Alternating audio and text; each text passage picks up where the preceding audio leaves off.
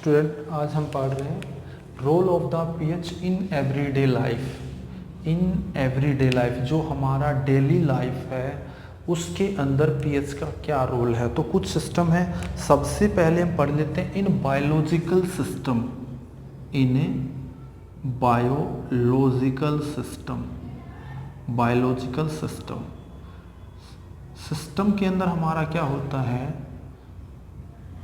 Biological system में जैसे अगर हम बात करें प्लांट्स की, जैसे हम बात करें प्लांट्स की और ह्यूमन्स, तो इसमें क्या हो जाएगा ह्यूमन्स बींग्स। ठीक है, ह्यूमन्स बींग के अंदर अगर हम देखें, जैसे हमारी बॉडी के अंदर हर एक की पीएच होती है। अब कभी भी कुछ भी डिजीज आपको होती है तो आप लेबोरेटरी में जाते हो, टेस्ट करते हो, तो वहाँ पे आप देखना उसके ऊपर लिखा होता है कि आपकी यूरिन की पीएच, आपकी ब्लड की पीएच इतनी है। अगर हमारी पीएच चेंज हो जाती है तो हमारी बॉडी के जो एंजाइम है वो काम करना बंद कर देते हैं। ठीक है ना, उनका काम तो जो एज ए कैटलिस्ट का काम करते हैं, जो हमारा हमने फूड डाइजेस्ट किया है। फूड एंजाइम क्या होते हैं, enzyme is the catalyst which increase the speed of reaction. हमारी बॉडी के अंदर जितनी भी रिएक्शन होती है उस स्पीड को बढ़ा देते हैं। आप एग्जांपल देखते हो, जैसे हमें फीवर होता है, आपने देखा हुआ जैसे हमें फीवर होता है तो जो फूड हमने खाया वो डाइजेस्ट नहीं होता और हमें आगे भूख नहीं लगती, क्योंकि पीएच चेंज नहीं, वहाँ पे टेम्परेचर चेंज होता है। हमारी बॉडी के जो एंजाइम है वो टेम्परेचर सेंसिटिव, पीएच सेंसिटिव होते हैं। जैसे ही हमारी पीएच चेंज होगी तो हमारी बॉडी के एंजाइम भी चेंज हो जाएंगे। इसी के अंदर हमारी और भी काफ़ी इफेक्ट हमारी बॉडी के अंदर डालते हैं। इसमें आपने एक देखा हुआ यहाँ पे सेकंड है प्लांट्स के ऊपर कैसे इफेक्ट करते हैं। प्लांट्स के ऊपर तो उनकी ग्रोथ को क्या करते हैं, retard their growth, retards their growth, their growth. उनकी जो ग्रोथ है वो चेंज हो जाती है। वो कैसे हो जाती है, मान लिया आपको जो आपकी पीएच है, प्लांट्स की एक जो सोल की पीएच होती है, एक पर्टिकुलर पीएच होती है, वो आपकी क्या होती है, एक पर्टिकुलर पीएच होती है। अगर वो चेंज हो जाती है, कैसे चेंज होगी, by acid rains. Acid rains, acid rain से क्या चेंज होगा, जो हमारी एसिड रेन में क्या क्या होता है, जैसे मान लिया कार्बोनिक एसिड H2CO3 है, नाइट्रिक एसिड है H2NO3 है, नहीं HNO3 है, या आपका सल्फोनिक एसिड है H2SO3। ठीक है, ये क्या होते हैं, जो पोल्यूशन के कारण जो हमारी गैसेज बनी है, SO2 है आपकी, यहाँ पे CO2 गैसेज है, या हमारी NO2 गैसेज है, या हमारी SO2 गैसेज है। ये हमारी क्या होती है, जो कहाँ से निकलती है, जो हम फ्यूल वगैरह जलाते हैं, या जो हमारे और भी कई ह्यूमन एक्टिविटी से निकलती है। गैसें क्या करती हैं, वाटर के साथ मिक्स होंगी। जैसे ही वाटर के साथ मिक्स होंगी तो क्या बना देंगी, H2CO3, कार्बोनिक एसिड। इसको बोलते हैं कार्बोनिक एसिड्स। ये हमारा क्या होता है, वीक एसिड होता है। इसको अंदर वाटर में डाल देंगे तो हमारा क्या बन जाएगा, नाइट्रिक एसिड्स HNO3। ये हमारा क्या बन जाएगा, नाइट्रिक एसिड। इसको मिक्स कर देंगे वाटर में, हमारा क्या हो जाएगा, सल्फोनिक एसिड्स। इसका नाम क्या है, sulphonic acids, sulphonic acids, sulphonic acids. या इससे हमारा SO3 है, प्लस में वाटर के साथ में क्या बना देगा, सल्फ्यूरिक एसिड H2SO4। ठीक है, तो क्या होता है, जैसे ही ये क्या पोल्यूशन के कारण ये गैसेज हमारी एनवायरनमेंट में लगातार मिलती रहती है, ज़्यादातर हमारी NO2, SO2 और SO3। तो जैसे ही वाटर बारिश होती है तो ये क्या करते हैं, आपको सुना भी होगा कि जो पहली बारिश होती है उसमें कभी भी हमने अपने नहीं नहाना चाहिए। क्यों नहीं नहाना चाहिए, उसके अंदर ये गैसेज क्या होती हैं, वाटर जैसे ही उसके वाटर जैसे बारिश होती है ये गैसेज उसके साथ मिक्स हो जाती है, और मिक्स होने के बाद वो अर्थ के सरफेस पे आती है। इससे क्या होता है, जो मिट्टी होती है, जो हमारी सोयल है, उसके ऊपर इफेक्ट डालती है, उसकी पीएच को चेंज कर देंगी। उसकी पीएच चेंज होगी तो जो प्लांट की जो ग्रोथ है वो चेंज हो जाती है।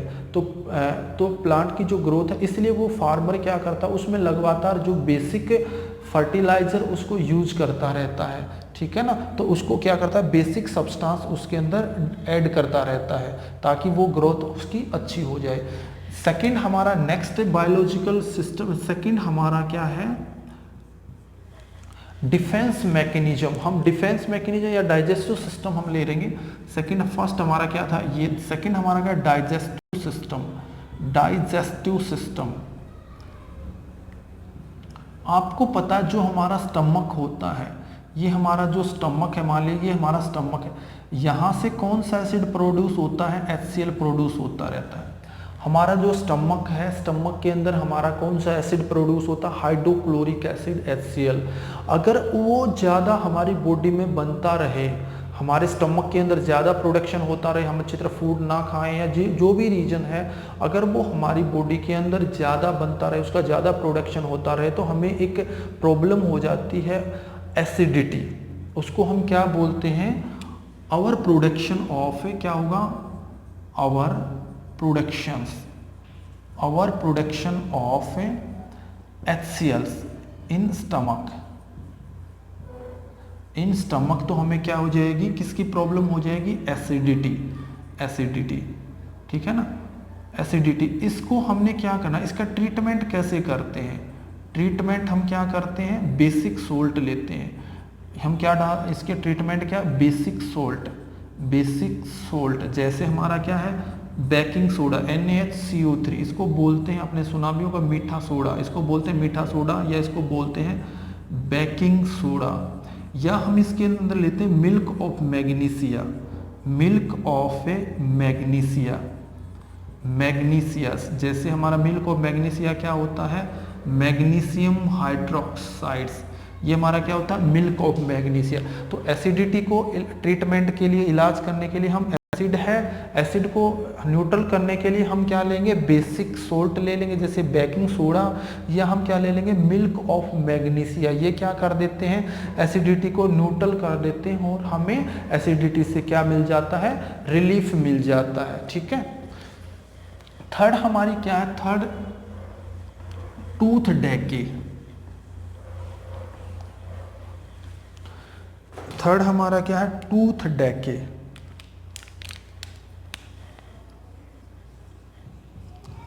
टूथ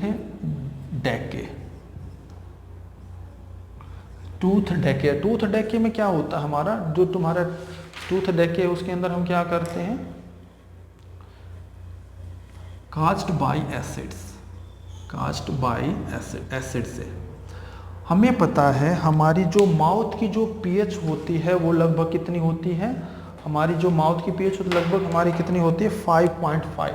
जो हमारी माउथ की जो pH होती है, माउथ की जो pH होती है वो कितनी होती है, वो होती है 5.5, ठीक है।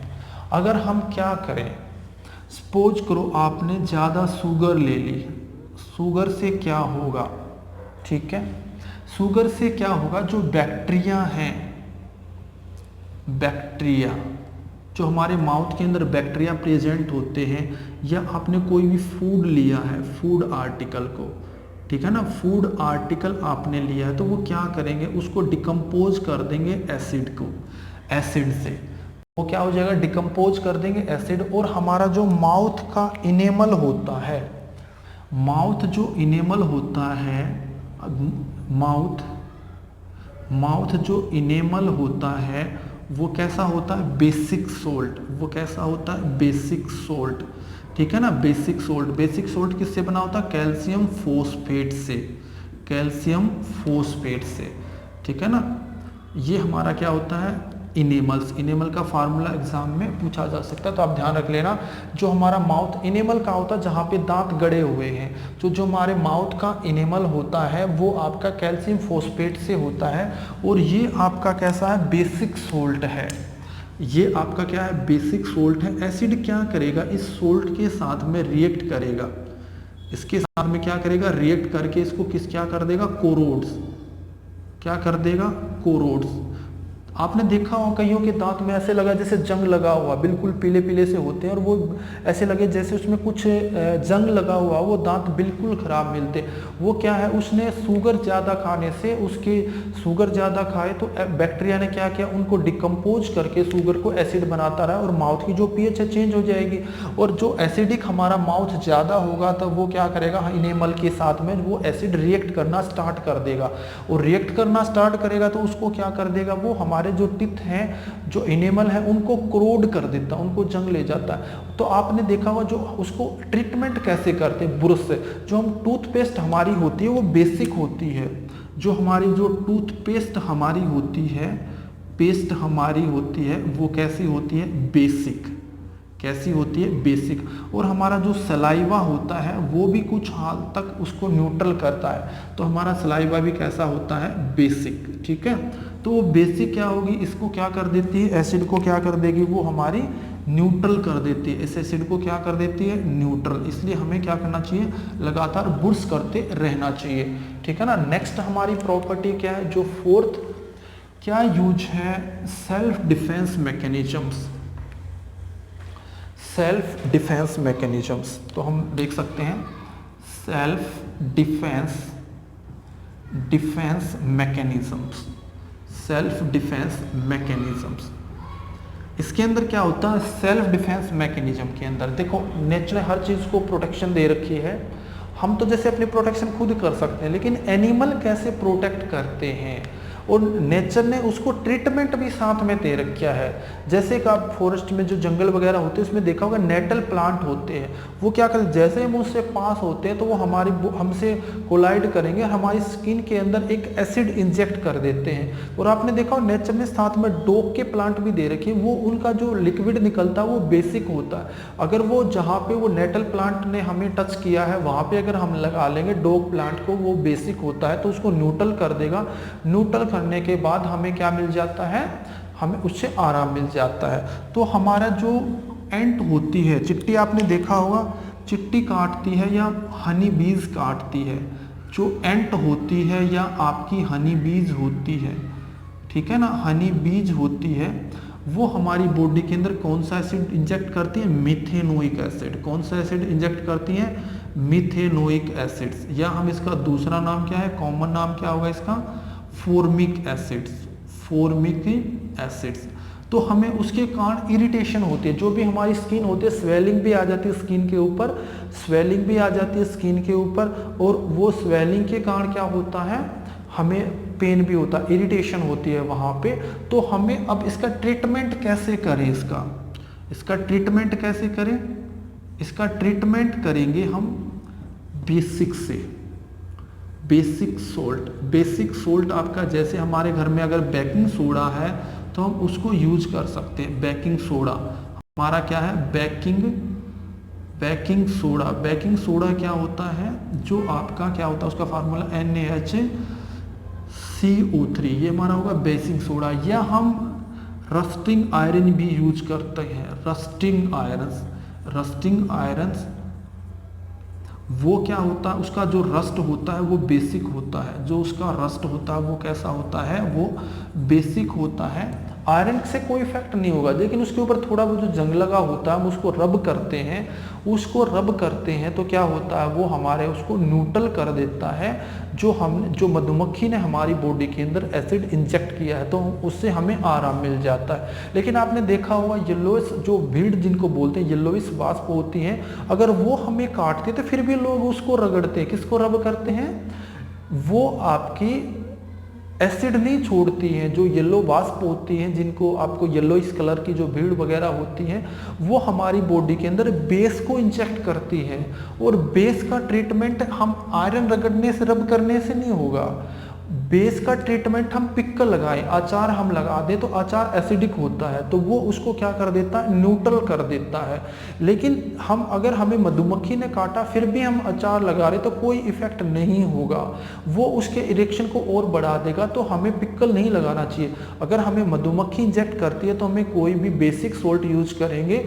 अगर येलो वॉस्प है, क्योंकि वो एसिड हमारी बॉडी के अंदर बेस छोड़ती है, तो उसके लिए हम कोई भी एसिडिक सब्सटेंस यूज कर सकते हैं। ठीक है, तो ये हमारे हो जाएंगे पीएच की इंपॉर्टेंस।